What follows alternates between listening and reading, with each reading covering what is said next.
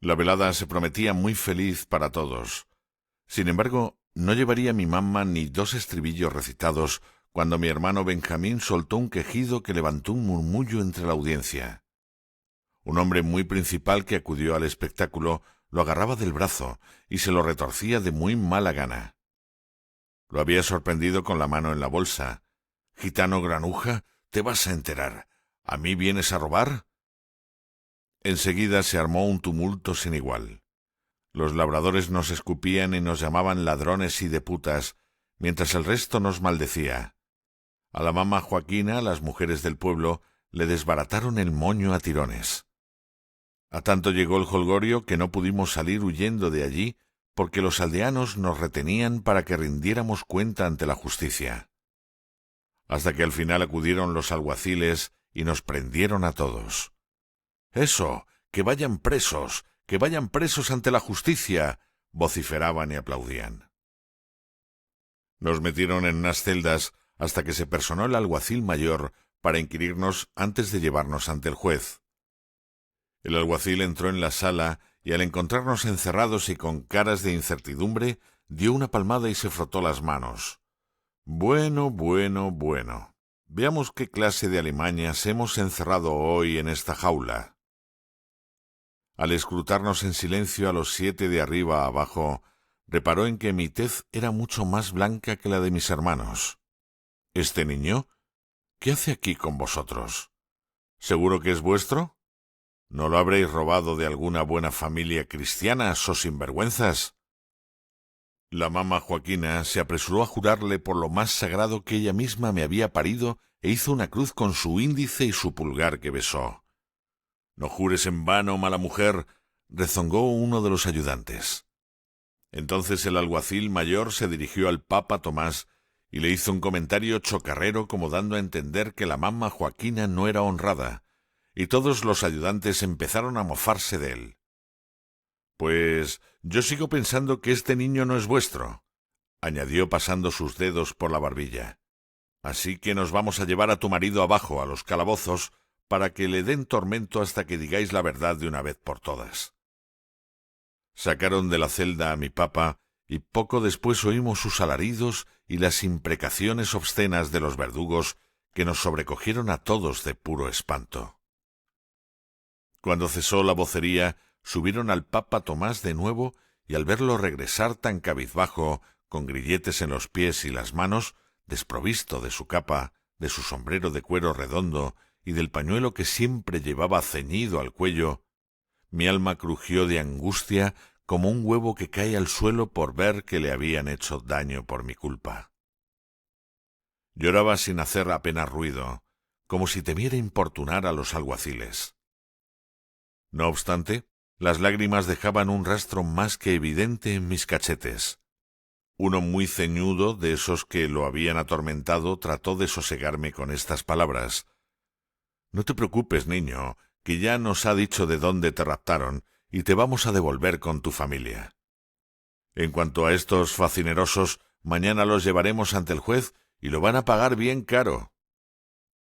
Al menos pude abrazarlos entre sollozos para despedirme de ellos. Antes de separarnos, mi papa rogó que me dejaran llevar mi vieja guitarra de 4 órdenes y dobles cuerdas, la cual, años después, acabaría perdiendo con mucho dolor, cuando una escuadra inglesa apresó el buque en el que yo servía. Tal vez se pregunte, vuestra excelencia, cómo averiguaron los alguaciles las señas exactas de mi madre. Fue muy fácil. Mi papá les dijo en qué ciudad me habían hallado y hacía cuánto tiempo. Hasta allí me llevaron. Por más que me preguntaron si yo recordaba algo, les respondía que no, pese a que no fuera verdad, pues temía más que a un hierro candente la tunda que me iba a administrar mi madre por haberme escapado de casa por tantos años. Así que los alguaciles fueron preguntando por San Sebastián si conocían de algún niño de nombre Martín que había desaparecido de algún hogar en los últimos 4 o 5 años. Una mujer les indicó que había una posada no lejos del río donde se sabía que un niño se había perdido hacía ya tiempo y que se desconocía cuál había sido su suerte. Al llegar, Reconocí mi casa solariega con su puerta adintelada y el noble blasón familiar que esculpieran en la pared por orden de mi bisabuelo cuando regresó de las Filipinas. Mi madre salió a la puerta secándose las manos en el mandil al oír las voces y aldabonazos de la justicia del rey. Fue nada más verme con mi guitarra en la mano y reconocerme. Si yo estaba más largo y espigado, ella más ajada y entrada en carnes. Los alguaciles le preguntaron si había perdido un niño y si lo reconocía. Cuando respondió que sí, le hicieron saber mi historia, que me habían raptado unos gitanos mediante añagazas y que después me habían obligado a robar y mendigar para ellos. Solo Dios sabe, señora, qué suerte de calamidades habrá padecido esta pobre criatura con esa gentuza. Agregó el alguacil que por suerte habían acabado mis días de pedigüeño porque lograron apresar a esos viles criminales en las inmediaciones de Guadalajara, y que ya se había hecho justicia con ellos. Como vieron a mi madre muy poco entusiasmada por el feliz desenlace de mi aventura, uno de ellos entornó los ojos y la espetó de esta manera: ¿No parece vuestra merced muy contenta con el reencuentro? ¿No será que vendió a su propio hijo a los gitanos? Mi madre palideció y empezó a darme besos como para alejar cualquier duda, viéndose cuestionada por la justicia y en serios aprietos. Que no nos enteremos, señora, que le falta a este niño el sustento, que vendremos a prenderla y a darle su merecido. Muchas cosas habían cambiado desde que yo me fuera a buscar una nueva familia por esos derroteros. Mi abuela había fallecido. Mi madre se había casado gracias a la dote que le dejó mi abuela en vida, y ahora tenía 2 hermanos mellizos de 3 años. Mi padrastro se llamaba Íñigo López y mis hermanastros Juan Ramón y María Eugenia. Mi padrastro aceptó muy a regañadientes el reencuentro familiar, pero se tuvo que resignar en vista a lo que se le podía avecinar si la justicia se enteraba que me faltaba un perejil. Ahora la gente, que empezaba a recordar todos los desprecios por los que me hacía pasar mi madre, llegó a rumorear que efectivamente me había vendido a unos gitanos por una pieza de A8 para poderse casar libremente. Así que cuando le preguntaban con sorna si se alegraba de volverme a ver, ésta me daba besos y me hacía carantoñas que no eran ni mucho menos la mitad de sinceras que las que me procuraba la mamma Joaquina. Eso no contentaba a las vecinas, pues no me veían regocijarme de entusiasmo con tantas caricias y halagos. En cualquier caso, mi madre ya nunca más me levantó la mano desde aquel día. Eso fue lo mejor del retorno a casa. En cambio, mi padrastro me trataba como si fuera su mulo, mientras era más liviano con los hijos que eran suyos. A veces hacía mofa de mi nueva manera de hablar, y es que en todo este tiempo había olvidado casi por completo la lengua vasca. Anda, que hablas igual que un taúr fullero de esos que suben en los buques de Cádiz. Mis hermanastros se reían también y remedaban mi habla zazosa. Yo, cuando estaban solos, les daba tirones de pelo o les escupía en el guiso cuando no me veían para vengarme de sus burlas. Que ya había aprendido yo bien de mi familia gitana a cobrarme muy caro el desprecio de los demás. Solamente me reconfortaba el hecho de tocar la guitarra y recordar a mis papas y mis hermanos, y las noches relucientes de estrellas y fogata crepitante, y el aroma a encina del humo que se te impregnaba en la ropa. Todas esas composiciones musicales que realicé años después, llamadas los fandangos de la noche gitana, están inspirados por estas vivencias y no son más que variaciones de los acordes que me enseñó en su día mi papa Tomás. A mi madre nunca le importaba que tocara la guitarra en mitad del mesón, porque muchos se quedaban embelesados con la música. Entre estos se encontraba sin yo saberlo un cura cojo y de poco pelo que comía perdices y bebía sidra. Un día se me acercó para preguntarme: «Niño, ¿quieres aprender música de verdad?». Aquel cura era el padre Juan de Todos los Santos, nuevo párroco de Astigárraga. El padre Juan de Todos los Santos había pasado más de 10 años en las misiones de Nova Andalucía, predicando a los indios chaimas a través de la música, y ahora había regresado a su parroquia con el propósito de dar educación a los niños de familias humildes.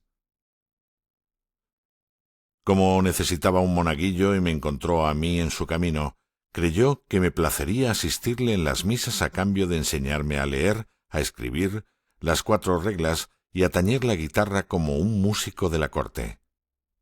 Mi madre, cuando se enteró de las intenciones del cura y viéndole decente, accedió con la condición de que llevara también a mis 2 hermanos. Gracias a esto empecé a llevarme bien con ellos, porque parecía que cuando estaban lejos de mi padrastro o de mi madre, mostraban su verdadera naturaleza de carácter. Hasta me entraron remordimientos de haberles escupido tantas veces en su comida a escondidas. El cura hacía un corrillo en el campo y nos enseñaba a leer. Cada uno agarraba una piedra y allí nos sentábamos a escuchar sus lecciones magistrales mientras caminaba a nuestro alrededor mirando al suelo con las manos a la espalda y sus dedos entrelazados. Entre los muchachos de la reunión entablé amistad con un tal Agustín Lasquíbar, hijo de marineros de Motrico, que era un poco como todas las gentes de ese pueblo, que todo lo que tienen de noble lo tienen también de dureza de mollera. Agustín no era capaz de leer con soltura y siempre se llevaba algún cate del cura cuando se confundía en las misas. Farfullaba a menudo al hablar y todos se mofaban de su falta de agudeza con las letras. De todo el tiempo que estuvo allí con nosotros tan solo aprendió a escribir su nombre más mal que bien. Al final el padre Juan de Todos los Santos tuvo unas palabras con él. Agustín, dícelo Cervantes, y es cosa verdadera, que se puede servir de 3 maneras muy loables en la vida, o en las letras, o en el comercio, o en la guerra. Si las letras no te entran ni con pan y cebolla, prueba con las otras 2, hijo. El padre Juan siempre hablaba de esa manera tan grandilocuente, y haciendo recapacitar a la gente de manera que Agustín entró en razón, y el padre le buscó un hueco en la Real Compañía Guipuzcoana de Caracas para que trabajara como criado recomendado de un oficial conocido suyo. Ya no volví a reencontrarme con él hasta unos años después. En cuanto a la música, el padre me enseñó a interpretar partituras tal y como enseñaba a los indios de América en mitad de la selva. En sus ratos me contaba miles de anécdotas de los nuevos cristianos de aquellas tierras. Los caciques chaimas son muy linajudos y cuando se cristianizan adoptan nombres altisonantes, Alonso de Guzmán o Diego de Mendoza, como si procedieran de ascendencia goda. Sus vasallos, en cambio, se acercan a la fe cristiana con una ingenuidad conmovedora. Adoran a la Virgen y como son muy duchos en la talla de la madera, hacen imágenes y las pasean por el poblado dedicándoles sus oraciones. En una ocasión, a un indio se le murió la mujer en el parto sobreviniéndole el retoño. Pues este indio, al verse en semejante situación de apuro, corrió a rezarle a la Virgen y de pronto le salieron tetas de las que manaba leche muy dulce con la que amamantó a la criatura hasta que se hizo mayor. Y este ha sido, hijos míos, el más grande milagro que ha acaecido en las Indias por mediación de la Virgen. Hasta yo conocí en persona al indio aquel, y este libro escrito en latín por el padre Jumilla relata el suceso al detalle. Si Dios nos ha permitido ir a aquellas tierras a evangelizar, ha sido para que aprendamos de aquellas gentes a acercarnos a Dios con la misma pureza y candidez que ellos. Con todas las palabras del padre Juan, yo mismo me volví más devoto que antes, y es que para mí aquel cura representaba la virtud misma y la salvación del alma. Él me enseñó también a apreciar el arte de Fernando Ferrandiere, y como tocaba el violín, muchas veces interpretábamos diálogos. También conocía a otros de por allí cerca que tañían instrumentos, por lo que componíamos quintetos y cuartetos, y pasábamos unas tardes muy amenas tocando música de lo más variada, desde el elegante Antonio Soler al siempre inspirador Boccherini. ¡Ay! Tantas veces habría de repasarlas en mi cabeza años después, durante mis trayectos en el mar. Y qué conveniente refugio fueron en aquel tétrico pontón que tanto ha aflorado en mis pesadillas. Yo me arrobaba con las 1001 anécdotas que narraba de las Indias. que se quedó cojo porque una mula lo tiró por un terraplén de esos tan escarpados que abundan por las inmediaciones de Cumaná, que existía una montaña de indios más salvajes que el demonio, que comían carne humana y que les tenían prohibido ir a predicar el Evangelio por sus tierras porque la Iglesia ya cuenta con demasiados ejemplos de mártires y beatos y ahora lo que necesita son nuevos fieles, que una vez un capuchino vasco, el padre Armiñán de Sarasola, se atrevió a subir a la montaña y de él devolvieron los indios nada más que un esqueleto mondo, la Biblia y su crucifijo. Siempre que pasas por los senderos cercanos a las montañas de aquellos indios tan belicosos, el espolique te recuerda dónde hallaron los restos del pobre capuchino, que de tal triste ocasión llaman a aquel camino el Paso del Capuchino. Si Dios me había proporcionado otro padre, de nuevo habría de arrebatármelo. Una tarde llegué a la parroquia con mis 2 hermanos a nuestra lección y nos encontramos a las puertas un barullo de gente que hablaban indignadas sobre el padre Juan de Todos los Santos. Ni era cura ni era nada, era un impostor, decían algunas mujeres. Pues que se lo lleve el Santo Oficio y lo metan en la cárcel, que es donde debe estar, comentaban otras. Desde el confesionario palpaba las carnes a las casadas y hasta las solicitaba el grandísimo follón. A mí siempre me pareció un falsario, pero claro, después de 10 años, ¿quién está seguro de que ese no era el verdadero padre Juan, que Dios le tenga en su gloria? Según parece, nuestro padre Juan de Todos los Santos se llamaba en realidad Gregorio Arteche, músico y artesano vasco residente en Cumaná. Este conoció al cura que suplantaba porque le compraba los violines que elaboraban los indios chaimas en su misión. La gente allí lo confundían a diario con el verdadero padre Juan, porque guardaba con él un parecido asombroso. Sin embargo, no coincidía con el misionero en ninguna de sus costumbres. A Gregorio Arteche le gustaba apostar y engañar a la gente con los juegos de naipes. Por este motivo y por unas deudas de las que no se hizo cargo, lo requería la justicia en Nueva Andalucía.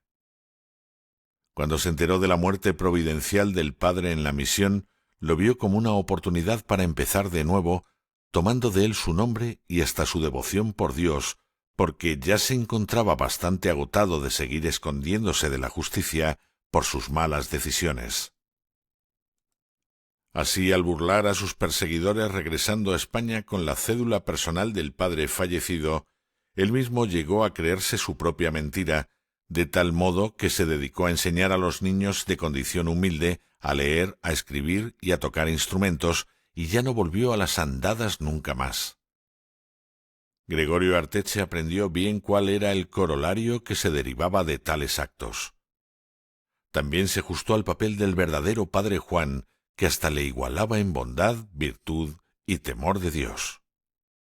Eso de que solicitaba a las casadas desde el confesionario yo nunca lo vi, ni estimo que sea cierto, porque nunca le faltó al respeto ni a mi hermana ni a las mocitas que también acudían a sus lecciones. Ya sabemos que a la gente le gusta hacer leña del árbol cuando cae, porque es menos trabajoso que cuando está firmemente anclado en la tierra. Dicen que lo denunció una prima hermana del verdadero padre al darse cuenta de que unas alpargatas que le confeccionó le iban grandes. ¿Qué pasó, primo? Parece que se le encogieron los pies en la selva por la humedad. Así fue como la Santa Inquisición conoció que había en Astigárraga un cura cantando misas sin haber sido ordenado sacerdote, por lo que fueron a prenderlo de inmediato y le arrancaron su confesión. De nada sirvió que los últimos años el falso padre se hubiera restituido y corregido. Nunca lo vi jugando a naipes ni tomando más vino que el de consagrar. Ahora me empezaban a encajar algunas de las palabras que me confesó tras uno de nuestros ensayos sobre que había llevado una vida disoluta en el pasado, pero que le rogó muy sentidamente perdón a Dios, y éste le ofreció una oportunidad para enmendarse dentro de la Iglesia. Supongo que Dios siempre termina devengando los derechos que acarrean nuestras malas acciones. No tardaría yo mucho en pagar por mis faltas también, porque caerían sobre mí grandes males y trabajos, como pormenorizaré a vuestra excelencia más adelante. Poco después de la triste marcha del falso padre Juan de Todos los Santos, me habría de encontrar con un viejo amigo en la posada. Un par de jóvenes reían en un rincón y daban cuenta de unos chorizos a la sidra. Iban vestidos muy ricamente con levitas nuevas sobre sus jubones, pañuelos con chorreras y hebillas relucientes en sus calzados, como si fueran gente de bien, aunque sus modales a la mesa les delataban. Más bien diría que eran unos menestrales alardeando de caudales. A cada carcajada que daban, los de las mesas aledañas les dedicaban miradas de desprecio. El mostrarse jactancioso nunca fue bien visto en mi ciudad natal.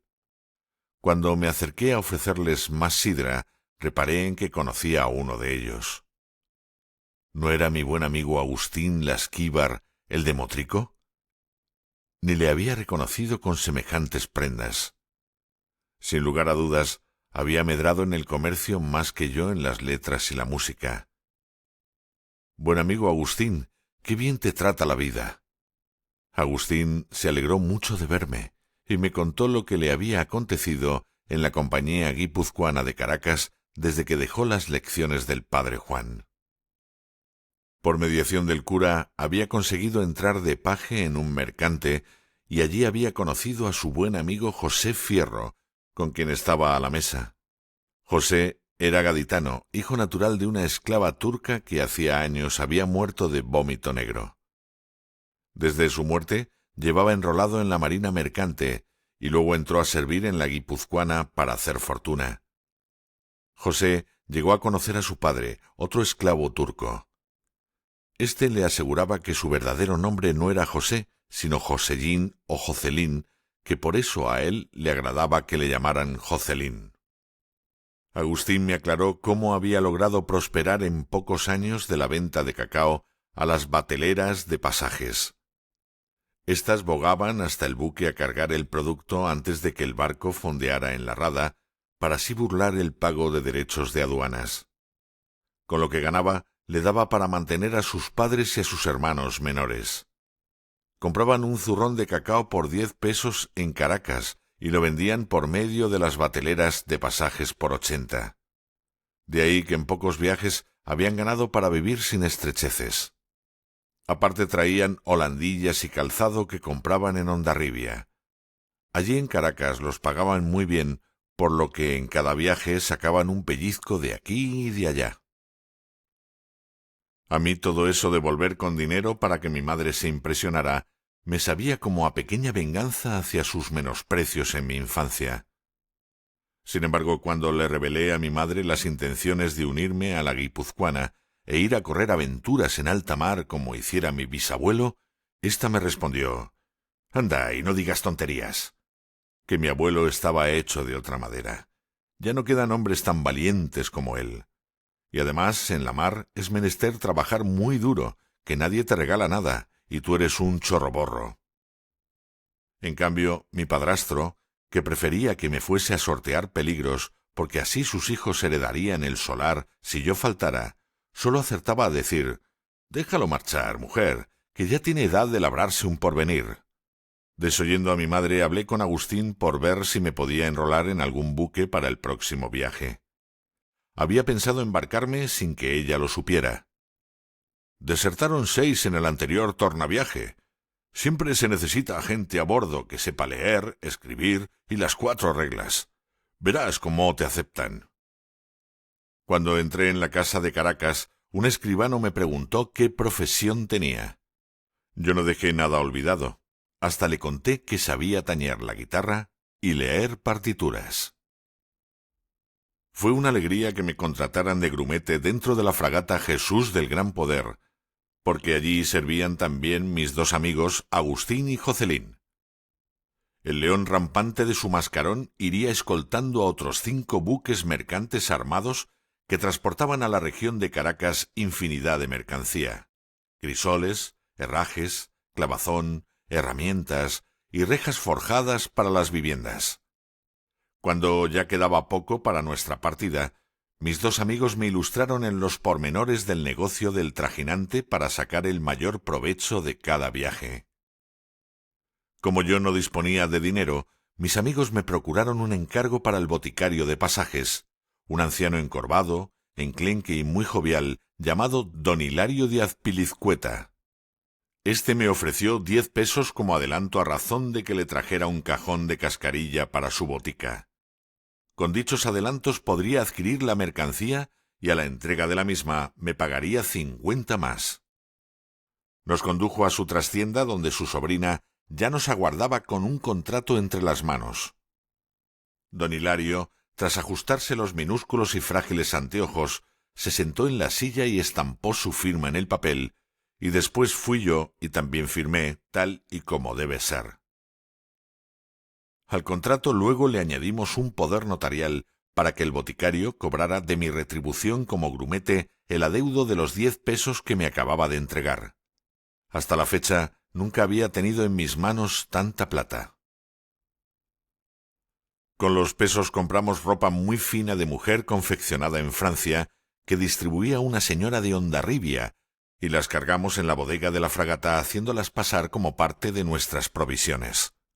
Tal fue la cantidad de arcones y macutos que llevaban toda la oficialidad y la marinería en pos de hacer rápida fortuna, que fue menester arrojar a la rada parte del enjunque del buque, como lingotes de hierro y hasta cañones inutilizados, para así asegurar la línea de flote.